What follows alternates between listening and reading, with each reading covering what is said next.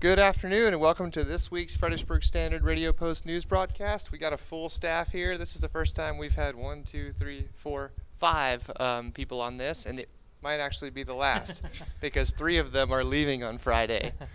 Reed has left. If you read his column this week, he will be taking... I haven't left yet. Well, I'm leaving. Will be leaving, yeah. He's taking on an English teacher role, and then Lauren is going back to college, and Rachel is going back to high school. So we're definitely going to miss all of them. And Reed, you've become a very good friend of mine over this last year, and we'll obviously still be friends, but yeah. No, it's ending today. Yeah, it's over. It ends. It ends as soon as I walk out that door. Friday. Sorry, bud. Delete my number. And then Lauren, obviously, you've done such a great job for us this year, and covering school really well and covering a lot of other topics like fires and car fires and did a lot this summer. I did. Yeah. So you definitely helped, and Rachel, obviously with Visitor Guide, that's been incredible what you and Reese have done, and some great columns as well. So thank you all so much for all of your help this summer and the past year. And if y'all want to say any words before we move on. Well, I can go ahead and kick us off with sports. Yeah. I was going to say it was my last week of sports. That's really more this week. So next week's paper, I won't be doing the page design, but some of the stuff and some of the photos, you'll still see my touch on it. It wasn't a decision I made easily. It's come with a lot of deliberation, a lot of thought, and, I just had to do – I ended up having to do what was best for my family right now. We've got a young kid. He's only 4 months old, and it's just things have been a little tough for us financially, and I'm trying to figure out a way to fight that. And so this is what I'm doing. I'm going to be teaching at the high school, and I'm actually coaching football at Heritage. So I'm still staying. One of the things that I made very important, if I was going to leave a job that I loved so much, I wanted to make sure I was still doing something that I enjoyed. And one of the things I've grown to love is this community, and I've grown to love the athletes in this community. And coaching and teaching is a one way I can still be involved. And so that's what I'm going to be doing. You might see me on Billy's Live. I've already been talking with DePage about how I can get involved with him. So I'm not leaving Fredericksburg. I'm not leaving the athletes here or this community. I'm just leaving this position, unfortunately. But as far as sports from last week go, we had the inter-squad scrimmage. So the Billies got out for the field for the first time with their pads on and beat each other up a little bit. Got some photos from that, a couple quotes from Coach Huff on that scrimmage. Volleyball played their first match. Unfortunately, they lost. But what's not in this week's paper, they played again on Tuesday against Kerrville-Tivy and won 3-1. So congrats to the Lady Billies. They're going to have a good year, and I'm excited to see how they do. I got a couple other small things in there, and, of course, we had the Race Day Classic Steer Show photos. So all that, and then pretty jam-packed sports section this week. Awesome. Well, thank you so much for all of your help again. I guess we'll turn it to news now, and I guess the biggest news of the last week and a half has been the Big Sky Fire out on the Lower Crabapple Road area. Started around noon on Tuesday, August 2nd, I believe it was, and today we got a news release from the city of Fredericksburg saying it was 98% contained. So they're working on it, and they're pretty close to having everything under wraps.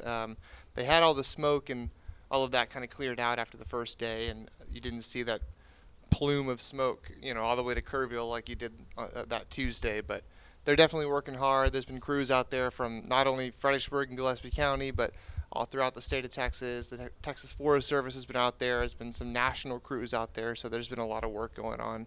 So if you see a firefighter, volunteer or career firefighter, just tell them thank you, because that service is invaluable.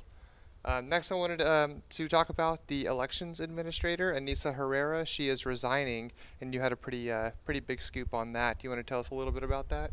Yeah, I'd love to. Anissa had been working as the election administrator for the county for some time, and she kind of expressed to me, I could tell she had a lot of passion around her job and the circumstances around it, but she had expressed to me that it had always been a strain. It always had difficulties as far as being a requirement for a lot of hours for not a very high-paying position. But ever since 2020, which was the last presidential election, she'd actually felt not safe in that position. She'd experienced 3 different death threats, and she'd experienced some stalking, a lot of online social media harassment, simply because of all the kind of energy and debate around election integrity, I think, was kind of the deal. She's pretty diplomatic in the conversation. She never mentioned any specifics or political party or anything, but I think for her, and the way she phrased it was just that there comes a point where you got to take care of yourself first, and she felt like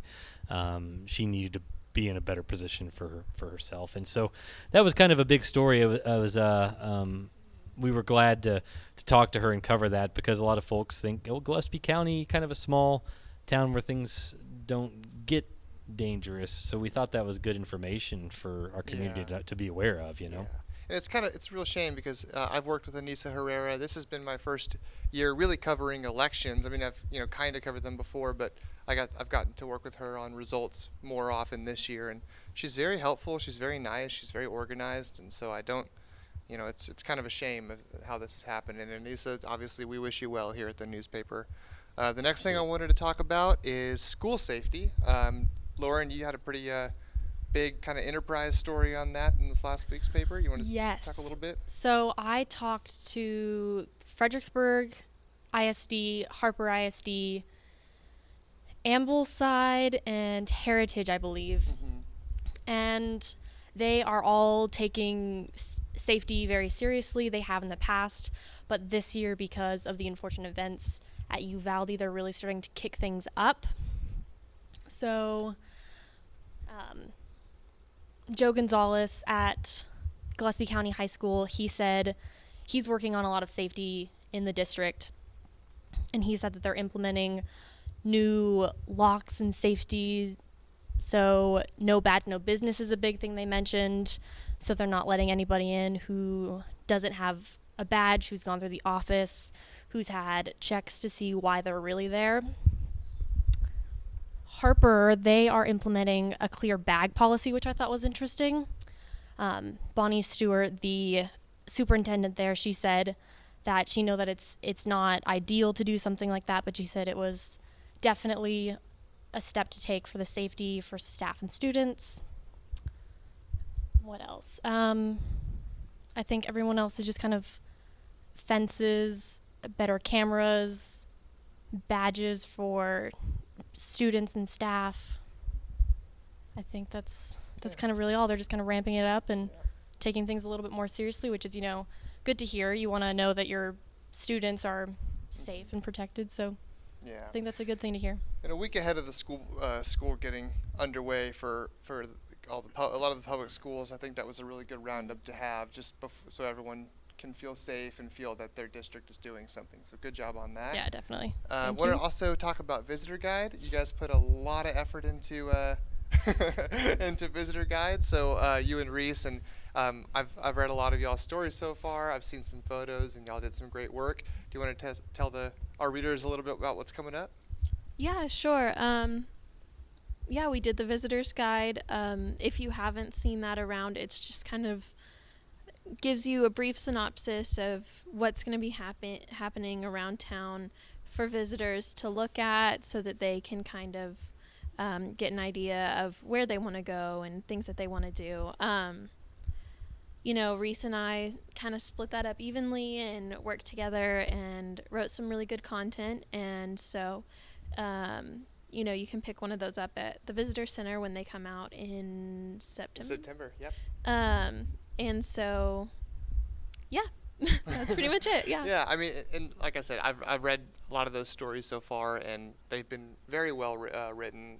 The photos have been great, and when you pick one of those up this fall, be sure to remember Reese and Rachel, because they did all of the work. So, and it's going to look great because of them. So we're very proud of the work that y'all put into that. Thank you.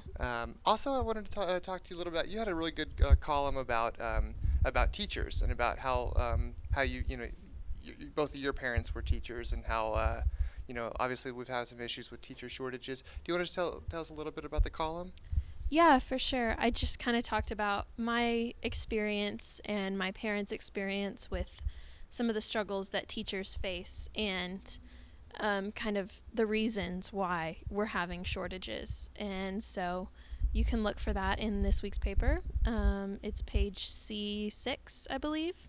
And Yeah. Awesome. Well, I think that's all that. Oh wait, Art Guild. Art Guild is possibly getting to stay in their home after all.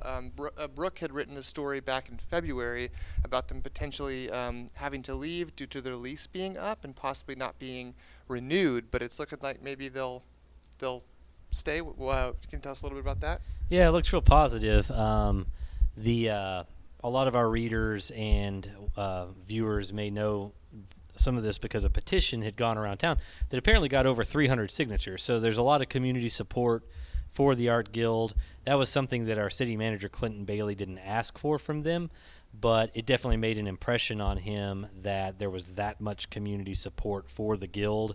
And with the change of some of the city leadership, that issue just kind of got brought back onto the table.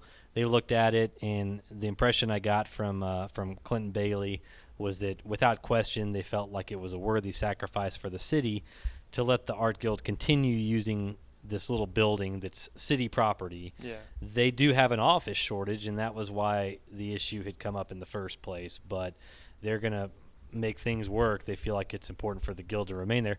He told me, and I knew this already, but it was kind of a neat part of the story. The Art Guild was so excited about the offer that they signed all the paperwork when it was still in just the preliminary phase. But it's going to go to city council this next meeting, and that's when it will become official. He expects full support from the council members. So it's not official yet, but it's looking really positive for Art Guild. Cool. And I'll be at that Monday meeting, so we might have a little bit more in next week's paper on that. So I think that's it. Thank you guys for always watching and reading. Before I let you go, though, we heard from Reed about his experiences here. Lauren and Rachel, do y'all want to talk a little bit about y'all's experience? Yeah, so this has been a really good summer. I've enjoyed working here. I don't think I would be as interested in journalism if I wasn't fortunate enough to grow up in this town that has such a great newspaper. I think that's left a really big impression on me. So I'm honored to have worked here. So thank you, Sam. Yeah. Thank you, Ken, if you're over there. I don't see him, but I know he'll watch this. So it's just been a really good time, and I've enjoyed that they've sent me out on missions of car crashes, gas leaks, that's what clowns. I was trying to think of. Yeah. Oh, you clowns. know, Yeah. They kind of sent me out on everything, testing my limits. I like to joke that they were trying to scare me off, but they didn't. So I've just really enjoyed it. It's kind of sad to go, but I'm excited to get back to school and keep going. So yeah, thanks guys. Awesome. Thank you so much. And Rachel, do you want to tell us? Sure.